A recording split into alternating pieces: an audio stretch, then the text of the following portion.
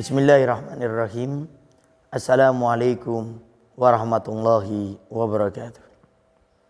Metode cerdas menghadapi anak yang sulit dinasihati.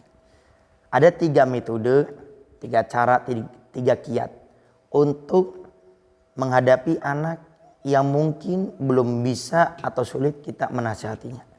Yang pertama, evaluasi. Ini yang paling penting. Banyak orang tua menyalahkan anak-anaknya dengan kenakalannya, padahal orang tuanya tidak pernah mengevaluasi di dalam menghadapi anak-anaknya. Kalau anak kita tidak baik, lihat kenapa anak saya tidak baik.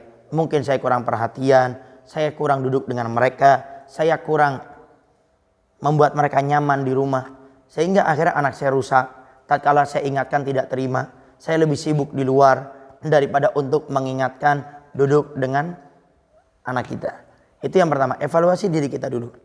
Baru setelah kita mengevaluasi diri, yang kedua caranya adalah dengan kita jangan menyuruh sesuatu kecuali kita yang pertama kali melakukannya.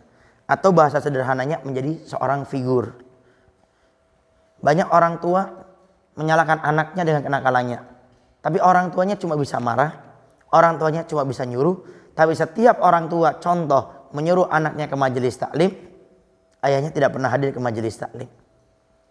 Setiap seorang ibu menyuruh anaknya untuk sholat berjamaah, ibunya tidak pernah sholat berjamaah. Sehingga ini jadi problem. Bahkan mungkin suatu saat, dikala ayah menyuruh anaknya untuk ke majelis taklim, ibunya menyuruh untuk sholat berjamaah, si anak akan menjawab, bapak saja nggak pernah ke majelis taklim, ibu saja tidak pernah sholat berjamaah, untuk apa ibu menyuruh saya? Ini terjadi karena kita sebagai orang tua tidak menjadi figur, tidak menjadi contoh yang baik. Bagaimana menjadi orang tua yang menjadi figur contoh yang baik? Jangan kita sebagai orang tua memerintahkan sesuatu kecuali kita yang pertama kali melakukannya. Nyuruh anak sholat berjamaah, kita yang pertama kali melakukannya. Kalau bisa ajak anak kita berjamaah bersama.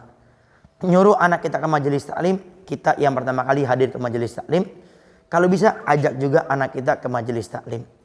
Sehingga kalau kita sudah menjadi orang tua yang menjadi contoh yang baik, figur, dengan bukan hanya memerintah, tapi kita yang pertama kali melakukannya, insya Allah anak kita mudah untuk kita ingatkan, kita nasihati. Bahkan sebelum kita berbicara, karena kita sudah menjadi figur yang baik, contoh yang baik, tatkala adzan dikumandangkan, kita sudah ke kamar mandi, maka setelah kita pakai takwa, pakai sarung sebagai ayah, atau sebagai ibu sudah pakai mukena, anak kita tiba-tiba sudah ke kamar mandi tanpa kita suruh. Padahal anak kita mungkin tadinya nonton TV atau sudah megang HP. Kenapa anak itu bisa peka seperti itu? Karena melihat figur daripada orang tuanya. Melihat contoh kepribadian yang baik di dalam diri orang tuanya.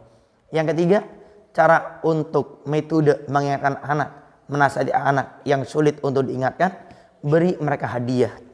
Beri mereka penghargaan.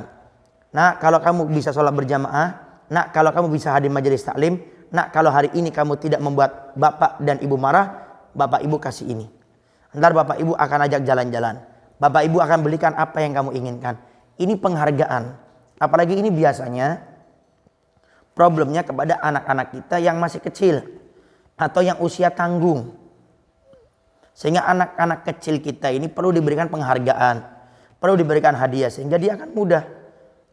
Anak kecil yang mungkin saat ini kita lihat di masjid suka ribut, di musola nggak sholat malah lari-lari.